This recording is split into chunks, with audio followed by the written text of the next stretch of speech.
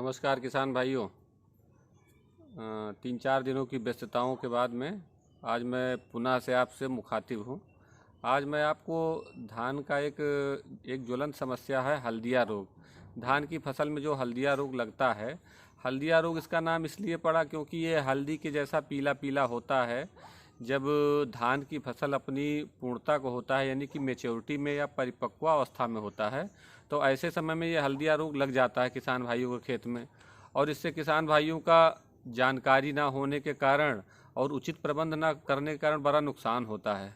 तो मैंने सोचा कि ये जो हल्दिया रोग है, जो कि धान के फसल की पूर्णता पे होता है, उसके सुधार के उपाय अगर धान की नर्सरी से लेकर के ही किए जाएं तो निश्चित ही इससे लाभ हो सकता है। क्योंकि हल्दिया रोग से किसान भाइयों की खून पसीने की मेहनत की जो कमाई होती है, जो उपज प्राप्त होना होता है, हल्दिया रोग के कारण वो मिल नहीं पाता है।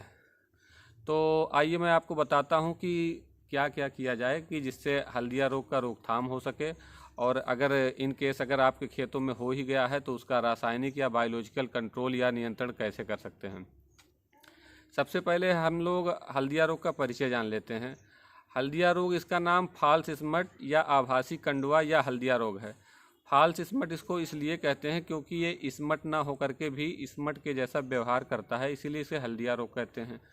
और यह रोग मुख्यतः से भूमि जनित और बीज जनित भी होता है, इसीलिए इसका कंट्रोल या नियंत्रण थोड़ा सा मुश्किल होता है किसान भाइयों। तो जैसे कि हम लोग स्वस्थ रहने के लिए जूस पीते हैं या टॉनिक का डॉक्टर की एडवाइस से जो है सेवन करते हैं, उसी तरह से किसान भाइयों जो रबी की फसल के बाद में जो हमारा अप्रैल मई जून की जो गहरी जुताई होती है, उसका खेती किसानी में बड़ा महत्व है। एक तरह से आप ये समझ लीजिए कि जब हम खेत की गहरी जुताई करते हैं तो हमारी ज़मीन को जो है टॉनिक मिल जाता है। टॉनिक क्यों मिल जाता है?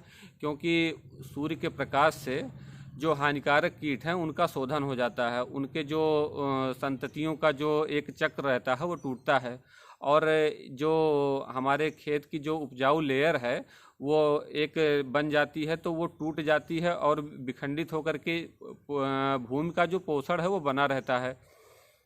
तो किसान भाइयों, मेरी सलाह ये है कि हल्दिया रोग के क्रम में अगर हम करें तो गर्मी की गहरी जुताई कर दें, जो सिंचाई की क्यारियां हैं या खेतों की मेड़ है उसका भी जो है उस पर रासायनिक स्प्रे ग्लाइफोसेट या कुछ इस तरह का कर दें, ताकि उस पर जो है किसी तरह से होस्ट जो है पनपने ना पाएँ। दूसरी बात किसान भाइयों ये है कि ट्राइकोडर्मा है, एक बायोलॉजिकल कंट्रोल एजेंट है। अगर 2.5 से 3 किलोग्राम ट्राइकोडर्मा को 50 से 75 किलोग्राम कंपोस्ट या गोबर की जो खाद होती है उस पर छाया में सुखा करके और अंतिम जुताई के समय आप खेत में उसको बिखेर करके मिला देते हैं, तो वो भी आपके हल्दिया रोग में काफ़ी लाभदायी होता है कि आपके उस खेत में हल्दिया रोग को आने नहीं देगा। दूसरी बात यह है कि हल्दिया रोग जो है जिस बीज पे हो जाता है, ऐसे बीजों का दोबारा से प्रयोग करने से किसान भाइयों आप सभी को बचना चाहिए। और कुछ रिकमेंडेड ऐसी वैरायटियां हैं जो हल्दिया रोग की प्रतिरोधी हों, ऐसी वैरायटियों का आप चयन करें। साथ ही साथ किसान भाइयों, जैसे अपने खेतों में आप लोग जब आवश्यकता से अधिक यूरिया डाल देते हैं तो यूरिया की अधिकता भी हल्दिया रोग को बढ़ावा देती है। अच्छा, हल्दिया रोग होता क्यों है, इसका फेवरेबल कंडीशन क्या है? जब हमारी फसल जो है तैयार होने को होती है, अक्टूबर के लास्ट या नवंबर के फर्स्ट तक, जैसी जो भी कोई अर्ली वैरायटी है, कोई मिड वैरायटी है, कोई लेट वैरायटी है, तो जब ह्यूमिडिटी यानी कि आर्द्रता 80% के आसपास होती है और टेम्परेचर 25 से 35 के बीच होता है, तो उस समय हल्दिया रोग आने के चांसेज बढ़ जाते हैं। तो ऐसा समय अगर है तो आप मान लें कि हल्दिया रोग आपके खेत में आने वाला है।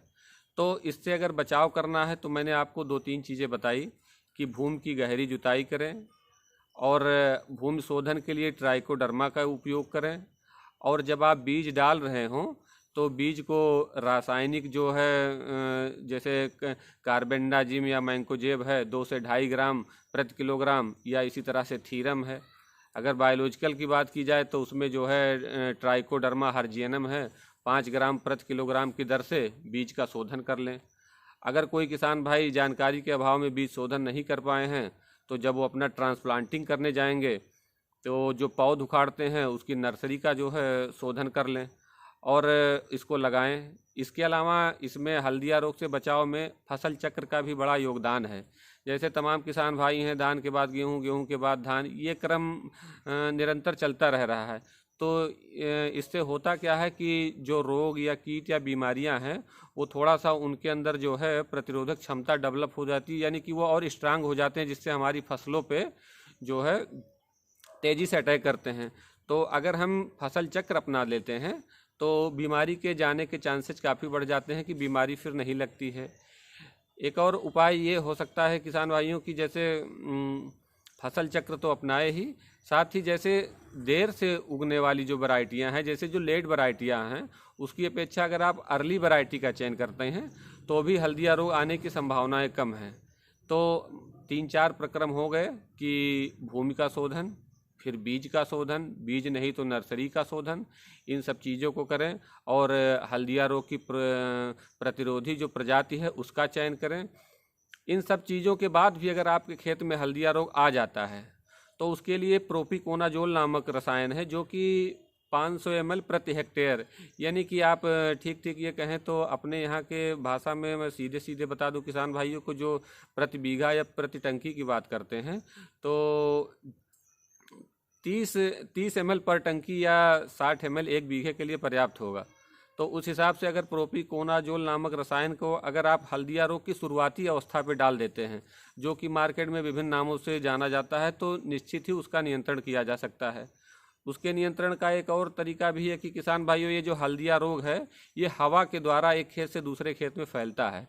तो अगर आप अपने खेत के निरीक्षण को जा रहे हों और देखते हैं हल्दिया रोग की अगर शुरुआत में ही है, तो उसको पहले नष्ट करने के पहले आपको करना क्या, एक पॉलीथीन ले जाइए और उसकी जो बाल है उसको पहले ढक दीजिए। ढकने के बाद में उसको उखाड़ लीजिए और वहाँ से कहीं दूर ले जा करके किसी गड्ढे में या ऐसी जगह दबा दीजिए ताकि उसके स्पोर्स फैल ना पाएँ। तो जब उसके स्पोर्स नहीं फैलेंगे, हवा के द्वारा फैलाव नहीं होगा और ऊपर से आप रासायनिक नियंत्रण कर देंगे, तो हल्दिया रोग नहीं आएगा। और उससे किसान भाइयों मैं उम्मीद करता हूँ कि इन टिप्स को और इन जानकारियों को अगर आप अपना करके प्रारंभ से अंत तक करते हैं तो हल्दिया रोग से आपका बचाव होगा। आशा करता हूं कि पैदावार अच्छी होगी। किसान भाइयों, मेरा वीडियो आपको पसंद आया होगा उम्मीद करता हूं। अगर कोई कमेंट है या क्वेरीज हैं तो कमेंट बॉक्स में आएँ, मेरे वीडियो को लाइक और शेयर करें। किसी नए टॉपिक के साथ में फिर मैं आपसे मिलता हूं। नमस्कार किसान भाइयों, आप सभी का दिन शुभ हो।